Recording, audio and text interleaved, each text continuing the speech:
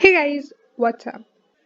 Accounting lets people and organizations know if they are making a profit or a loss, what their business is worth, what a transaction,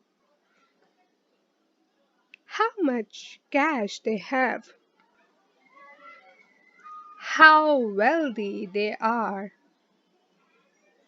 how much they are owed,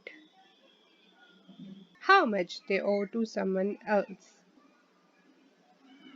Enough information so that they can keep a financial check on the things they do. However, as we talked about it in the definition of accounting, the primary objective of accounting is to provide information for decision making.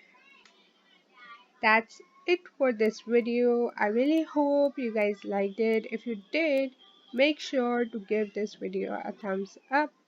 Do subscribe and share, and I will see you guys in my next video. Bye guys.